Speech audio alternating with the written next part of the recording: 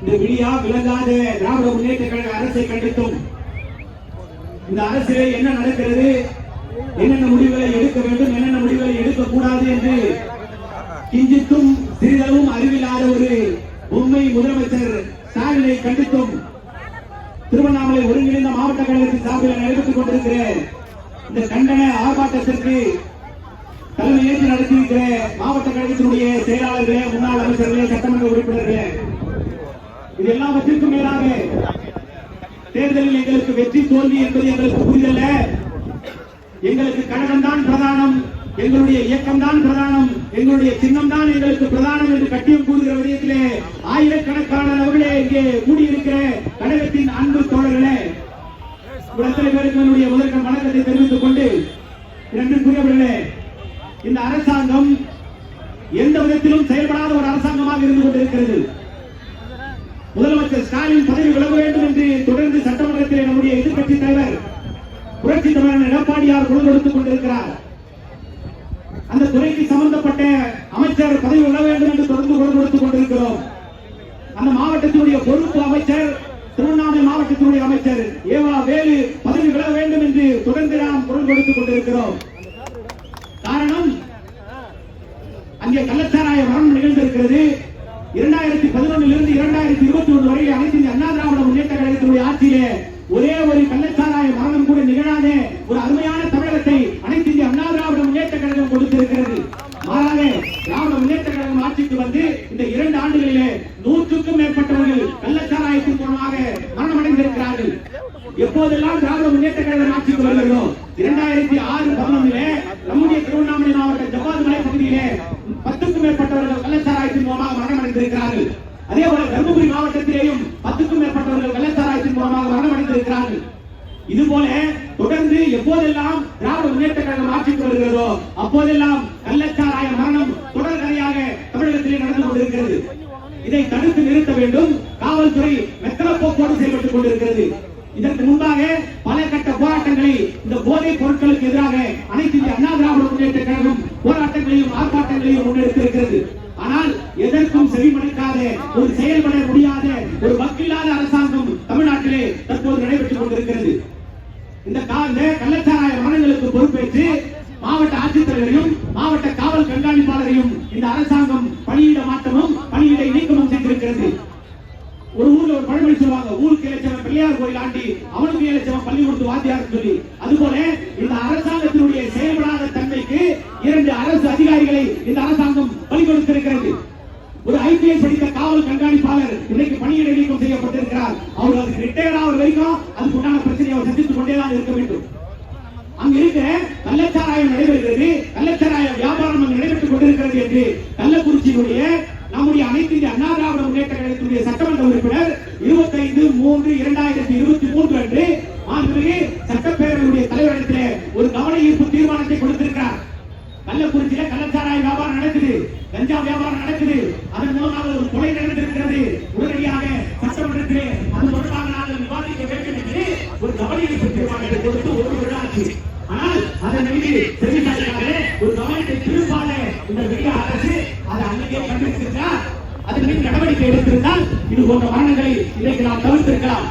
ஆனால் இந்த அரசாங்கம் குற்றம் நடைபெறுவதையும் தடுப்பதில்லை, குற்றம் நடைபெறப் போகிறது என்பதற்காக முன்னெச்சரிக்கையாக இந்த அரசாங்கம் இருப்பதில்லை. அப்ப ஒரு மாவட்ட ஆட்சித்தலைவரை பணியிட மாற்றம் செய்கிறீர்கள், ஒரு மாவட்ட காவல் கண்காணிப்பாளரை பணி இடைநீக்கம் செய்கிறீர்கள். அப்ப யாரு அந்த மாவட்டத்திற்கு பொறுப்பு அமைச்சர்? யார் அந்த பொறுப்பு அமைச்சர் மீது உங்களுடைய நடவடிக்கை என்ன? அந்த பொறுப்பு அமைச்சர் சொல்றாரு ஒரு பத்திரிகையாளர் சந்திப்பிலே, காவல்துறையினுடைய கட்டண போக்கினால் தான் இந்த சம்பவம் நிகழ்ந்திருக்கிறது என்று சொல்றார். காவல்துறை யார் கட்டுப்பாட்டில் இருக்கிறது? ஸ்டாலின் கட்டுப்பாட்டில் இருக்கிறது. அப்ப தமிழ்நாட்டில் இருக்கிற ஒரு அமைச்சர் முதலமைச்சரை குற்றம் சொல்கிறார். எங்க முதலமைச்சர் சரியில்லை, எங்க முதலமைச்சருக்கு கட்டுப்பாட்டில் இருக்கிற காவல்துறை சரியில்லை என்று ஒரு கூட்டு பொறுப்பாக இருக்கிற ஒரு அமைச்சர் ஏவா வேலு காவல்துறையினுடைய மெத்தன போக்கினால் தான் இது நடந்திருக்கிறது என்று குற்றம் சாட்டுகிறார். அப்போ ஒரு முதலமைச்சர் குற்றம் சாட்டுகிற ஒரு மந்திரி அந்த மந்திரி சபையில் இருக்கலாமா? வெறும் வருவாய் வசூல் மட்டுமே மந்திரியோட வேலை கிடையாது. அந்த மாவட்டத்தில் இருக்கக்கூடிய நிர்வாகத்தையும் கவனிக்க வேண்டிய பொறுப்பு அந்த மந்திரிக்கு இருக்கிறது. இன்னைக்கு அந்த பொறுப்பை தட்டி கழிக்க வேண்டும் என்பதற்காக 2 எம்எல்ஏ பணி கொடுத்தார். அவரு அங்க இருக்கக்கூடிய உதயசூரியன், வசந்தம் கார்த்திகேயன் 2 எம்எல்ஏ அந்த எம்எல்ஏ தான் பொறுப்பு இருக்கக்கூடிய விஷயத்தை திசை திருப்பி இருக்கிறார். பாவம் அந்த 2 எம்எல்ஏ அமைச்சர், கள்ளக்குறிச்சிக்கு நான் தான் அமைச்சர், திருப்பத்தூருக்கு நான் தான் அமைச்சர் பெருமை பேசிக் கொள்வது பெருமை அல்ல. அந்த மாவட்டத்திற்கு நிர்வாகத்தை நீங்கள் நிர்வகிக்க வேண்டிய பொறுப்பு உங்களிடத்தில் இருக்கிறது. அங்க இருக்கிற சட்டம் ஒழுங்கு சீர்கேட்டை நிலைநாட்ட வேண்டிய பொறுப்பு உங்களிடத்தில் இருக்கிறது. அப்படி இருக்கிற போது தார்மீக பொறுப்பேற்று இத்தனை மரணங்கள் நிகழ்ந்திருக்கிறது. இந்த மாவட்டத்தின் பொறுப்பு அமைச்சராக இருக்கிற நான் தார்மீக பொறுப்பேற்று நான் பதவி விலகுகிறேன் என்று ஏவாவில் சொன்னாதான் இது நியாயமான ஒரு அரசாங்கமாக இருக்க முடியும். மாறாக அரசு அதிகாரிகளை பலி கொடுத்து நீங்கள் தப்பிக்கலாம் என்று நினைத்தால் எங்களுடைய புரட்சி தமிழர் அண்ணன் எடப்பாடியார் பொறுத்துக் கொண்டு சும்மா இருக்க மாட்டார். இதற்காக களம் காணுவதற்காக அனைத்து இந்திய அண்ணா திராவிட முன்னேற்ற கழகம் தொடர்ந்து போராடி கொண்டு இருக்கும் என்பதையும் இந்த நேரத்தில் தெரிவித்துக் கொண்டு இதுபோல தொடர் மரணங்களை இந்த அரசாங்கம் தடுத்து நிறுத்த வேண்டும். இவ்வளவு பேர் செத்துருக்கான். ஓட்டு கேட்கறதுக்கு ஒரு முறை போடிய ஸ்டாலின் 60 நாளுக்கு முன்னாடி ஓட்டு கேட்கறதுக்கு தமிழ்நாடு முழுவதும் பயணம் பண்ணல. இன்னைக்கு இத்தனை பேர் மரணம் அடைந்திருக்காங்களே, அந்த பகுதிக்கு நேராக சென்று இறந்தவருடைய குடும்பத்திற்கு ஆறுதல் தெரிவதற்கு மனம் இருக்கிறதா அவருக்கு?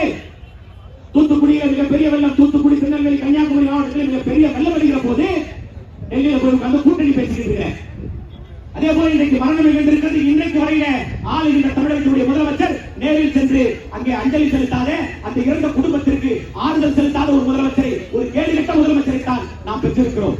அதனால இது போன்ற நிகழ்வுகள் எல்லாம் தவிர்க்க வேண்டும். இந்த ஆட்சி உடனடியாக வீட்டுக்கு அனுப்பப்பட வேண்டும். ஸ்டாலின் ரிசைன் பண்ண, மந்திரி ரிசைன் பண்ணலாம், பிரச்சனை இல்லை. இந்த ஆட்சி கலைக்கப்பட வேண்டிய ஒரு ஆட்சி. உடனடியாக திராவிட முன்னேற்ற கழக ஆட்சி கலைக்கப்பட வேண்டும்.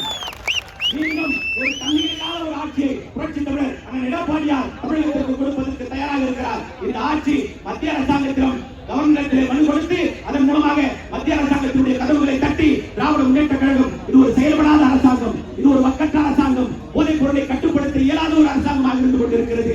அதனால் இந்த அரசாங்கம் உடனடியாக கலைக்கப்பட வேண்டும் என்று கோரிக்கையை மத்திய அரசாங்கத்திற்கு இந்த கூட்டத்தின் வாயிலாக நாம் எழுப்புவோம். அது அருணாச்சலேஸ்வரர் கூடியிருக்கிற இந்த திருவண்ணாமலையில் இருந்து இந்த பொருள் டெல்லிக்கு சென்று இந்த அரசாங்கம் கலைக்கப்பட வேண்டும். நம்முடைய இயக்கம் எதற்கும் சோலை போன இயக்கம் அல்ல. கழகம் விடுகிற கட்டளை ஏற்று மிகப்பெரிய ஆர்ப்பாட்டத்தையும் போராட்டத்தையும் ஏன் சிறை நிரப்ப கூட தயாராக இருக்கிற இளம் சிங்கங்கள் இருக்கிற கூட்டம் அனைத்து இந்திய அண்ணா திராவிட முன்னேற்ற கழகம் என்று சொல்லி அனைத்து இந்திய அண்ணா திராவிட முன்னேற்ற கழகத்தில் இருப்பதே பெருமை. அதை மீண்டும் புரட்சி தமிழர் எடப்பாடியார் தலைமையிலே ஆட்சி கட்டிலே அமர்த்துவதே நம் கடமை என்று சொல்லி இந்த கண்டன ஆர்ப்பாட்டத்திற்கு என்னுடைய கண்டனத்தை தெரிவித்து நிறைவு செய்கிறேன். முன்னாள் அமைச்சரும் அமைப்பு செயலாளருமான திரு என் முக்கூர் சுப்பிரமணியம் அவர்கள் நினைக்கிறேன்.